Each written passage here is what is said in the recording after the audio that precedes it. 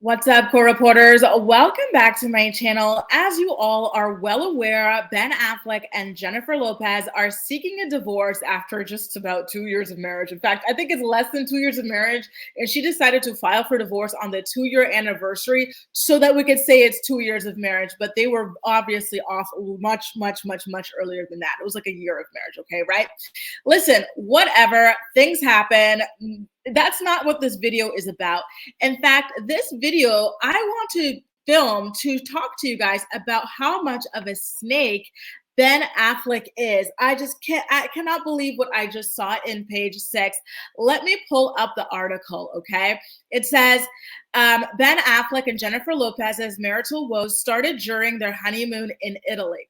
And so here's what I said. Okay, fine, whatever. Like, it's kind of crazy that you guys would already be falling apart at your honeymoon. Maybe you should have dated a little bit longer, asked a little bit, like, more questions before tying that knot. But okay, But when you read the full-blown article, to me, in my opinion, it is clear as day that the source speaking to page 6 is coming from Ben Affleck's camp. I don't understand how Ben Affleck continues to get away with this claim that he wants such a private life. Like, people like him and people like Kanye who claim that they want these private lives, like these women are coming for attention and ruining their privacy, are just so ridiculous. You guys already know that Ben Affleck, he was in a relationship with someone named Anna de Armas. Do you guys remember how many paparazzi strolls they were going on? And I will show you those after we get into this article. But Ben, you do not want a private life. Stop it. You like the cameras just as much as JLo. It's just you do not own your thirst for the cameras the way that she does. Take a look at how slanted this article is, right? The honeymoon was over just as it started. Ben Affleck and Jennifer Lopez's relationship issues began on their honeymoon in Lake Como, Italy. A source familiar with the situation tells page 6. The couple's honeymoon included numerous public outings packed with PDA and shopping. And yes, there were, of course, cameras capturing it all. How shocking for Ben, the Hollywood actor, that cameras would capture him and Jennifer Lopez. Quote, he was unhappy with paparazzi following them. She is an international superstar, and he acted like it came as a surprise that they would be followed around. Yeah, honestly, he's not surprised, you guys. Like, he is an international superstar in his own right as well. He's not some small rinky-dink actor. He's one of the highest paid, most recognizable actors in Hollywood. Give it a rest with this victim stuff. The article continues on to say, when they weren't in front of the cameras, quote, they would barely speak to each other during what was supposed to be the happiest time of their life. He sold her on him being a changed man, and that lasted a very short time. Another insider told us that Affleck finally came to his senses about their renewed puppy love once the sobriety, quote, started to settle in with normality. So at this point, now they're saying, listen, Jennifer took advantage of him. He was strung out during their courting phase, and he magically just became sober. Sobriety hit him up after they tied the knot and stuff like that. And now he's realizing, oh, how dare this woman marry me? Let's read the rest of the article. When they started seeing each other again, he was just getting sober. He was in a vulnerable state, and whatever their chemistry played into that, he was in this frenzy, excitable state.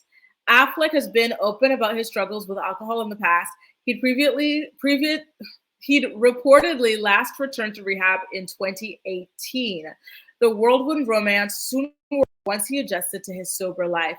Affleck started craving more privacy as he could no longer take Jennifer Lopez's level of celebrity, according to the insider. He doesn't want the entourage and all the drama that comes with that in his home. Okay, is that why he agreed to sit? Listen, I watched the This Is Me Now documentary where she talks about this love story. And yeah, granted, it looked like Ben did not want to be there at all, but he still did it nonetheless. He filmed that documentary and everything like that. They worked on co-producing all of these different shows that and movies that rely on Jennifer's celebrity. So which is it? Do you want the celebrity or do you not, right? And what about you? If you do not like celebrity, what are you doing still in Hollywood? You've got more than enough money to retire. Why are you still out here working, making all these new movies and stuff? Answer me that. Why? Anyway, why are you working with Backred? Maybe that's too pointed of a question. Meanwhile, sources previously told us he still considered JLo's feelings as their relationship came to an end in spring. Sources described him as, quote, very protective of her, which fueled his decision to hold off on filing for divorce. Honestly, if you're protective of your wife of a year and you love her so, so much and all this stuff, you fight to make it work. You know, like a year, really, a year of marriage. I'm sorry, but come on. Unfortunately, there was no way of getting around humiliating her. She's furious. He has humiliated her. He was the one who initiated getting back together. She made a big deal that he was the love of her life.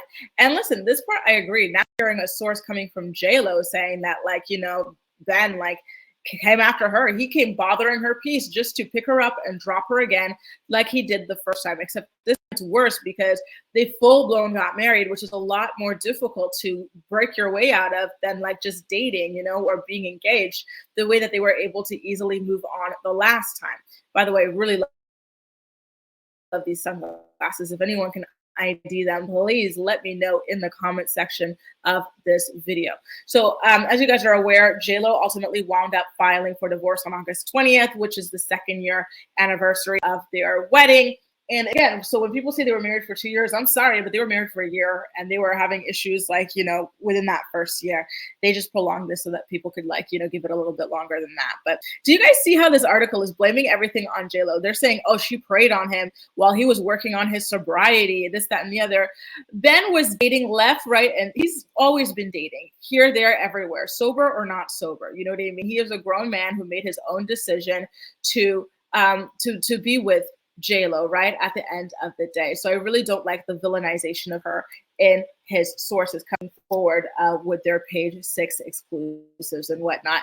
And the idea that this man who loves pretending to hate fame, like it just, I'm so tired of him being able to get away with that.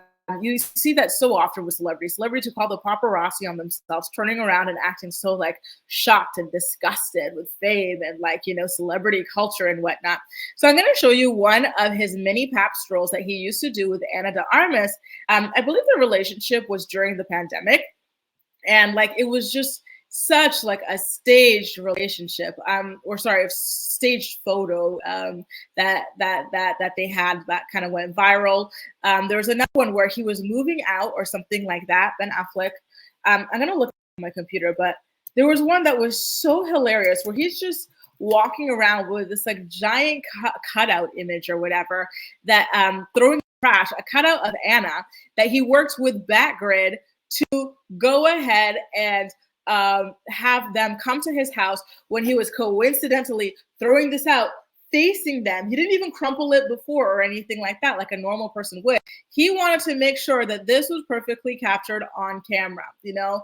And that's the thing I really don't like. I feel like a lot of times in Hollywood and in these relationships and stuff like that, the woman gets all of the blame. The man is some like, you know, lovesick, lost puppy who had no clue what he was doing, no agency, no nothing.